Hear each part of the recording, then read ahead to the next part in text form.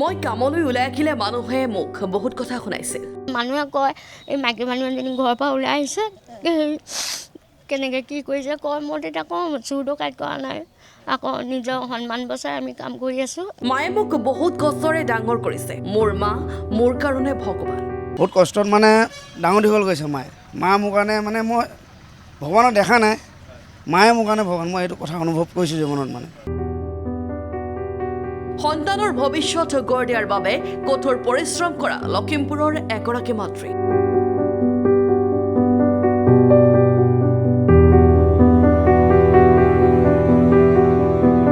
এসময়ত গাড়ীত হেণ্ডিমেন কৰি পৰিয়াল পোহপাল দিছিল মহিলাগৰাকীৰ স্বামীয়ে। আৰ্থিক অৱস্থা তেতিয়া বহুত বেয়া আছিলে নহয়। প্ৰথম অৱস্থাত তাৰপৰা এতিয়া ল'ৰা ছোৱালী পঢ়াবলৈও এনে টকা পইচা অসুবিধা। তাৰপৰা মানুহজনে আকৌ সেই গাড়ী কণ্ডাক্টৰ কৰিছিলে বাছৰ, কেতিয়াবা যায় কেতিয়াবা নাযায়, বহুত সমস্যা হৈ যায়। সেইটো কৰি সন্তানৰ ভৱিষ্যত গঢ় দিয়াটো তেওঁলোকৰ বাবে অসম্ভৱ হৈ পৰিছিল। তাৰপিছত ল'ৰা ছোৱালী পঢ়া মেলা ইমান অসুবিধা, তাৰ মাজতে মই যেনে তেনে পঢ়ুৱালোঁ আৰু। তাৰপাছত টেম্পুত দিবলৈও পইচা নাই, খোজকাঢ়ি কাঢ়ি অহা যোৱা কৰোঁ আৰু। সেই সময়তেই মাতৃয়ে SCCৰ ভিতৰত সৰুকৈ আৰম্ভ কৰিলে এখন হোটেল। প্ৰথম আহিছোঁ আৰু বিক্ৰী নহয়, পানী কাপোৰ তৰি লৈছোঁ। পানী কাপোৰ তৰি লৈছোঁ আৰু চকী দুখনমান অবিনাশ টেণ্ট হাউচৰ পৰা হেৰি কৰি আনিছোঁ, ভাড়ালৈ আনিছোঁ। তাৰপাছত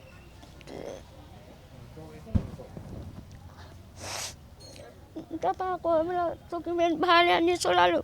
তাৰপাছত মোৰ ভণ্টি এজনী আছিলে, ভণ্টিজনীয়ে বহুত সহায় কৰিলে।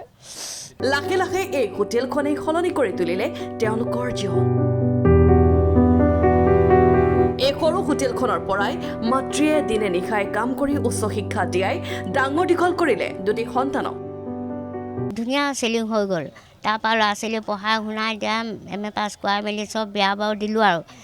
তাৰপাছত এতিয়া ঘৰ দুৱাৰ বনালোঁ, চব হৈ গ'ল। এইখনৰ পৰাই চব হৈ গ'ল। এতিয়া পিতৃ মাতৃক চোৱা চিতা কৰিবৰ বাবেই পুত্ৰই কোম্পানীৰ চাকৰি এৰি এই হোটেলখন চলোৱাত সহায় কৰে মাতৃক। মই সৰুৰ পৰা চিন্তা কৰোঁ যাতে মাজনী কষ্ট নাপাওক। আগৰ পৰাই মই ৰাতিপুৱা 5টা বজাৰ আগতে দোকান খুলিবলৈ আহোঁ, আৰু তেতিয়া স্কুল তেনেকৈ বাহে বাহে স্কুল গৈছিলোঁ। তাৰপৰা কোম্পানীৰ মাজত সোমাইছিলোঁ, কোম্পানীত সোমালেও মোৰ মাজনী কষ্ট হয় মানে। মই এতিয়া কিবা এটা কৰিবলৈ যাওঁ বা গুৱাহাটীলৈ গ'লোঁ, কথাটো মাও বয়স হৈ আহিছে, আৰু এতিয়া মা দোকানখন নাহিলেও মানে মা গাটো মানে ভাল নালাগে। এতিয়া দিনে এই হোটেলখনৰ পৰা তেওঁলোকে উপাৰ্জন কৰে প্ৰায় 4,000 টকা পৰ্যন্ত।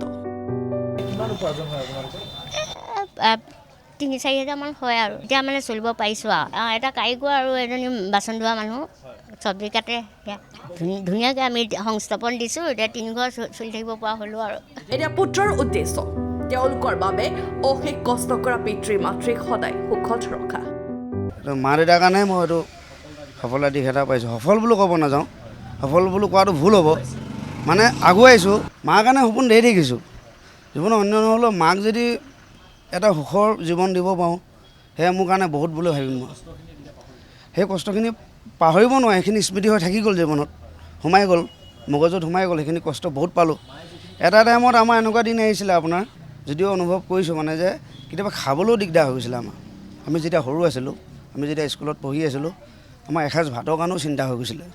সঁচাই জীৱনৰ কঠিন সময়ছোৱাত যে হাৰ নামানি সদায় আগুৱাই যাব লাগে, সেই কথাই শিকাইছে এই পৰিয়ালটোৱে। যদি চবেই যদি এনেকৈ এইখন ঘুমটি কিয় সৰু বুলি নাভাবি যদি এইটো কৰিব লাগে বুলি আমাৰ লোকেলিটি হিচাপে যদি আগবাঢ়ি আহে, তেতিয়া বহুতখিনি ছাকচেছ হ'ব। নিবনুৱা শব্দ নাইকিয়া হ'ব তেতিয়া।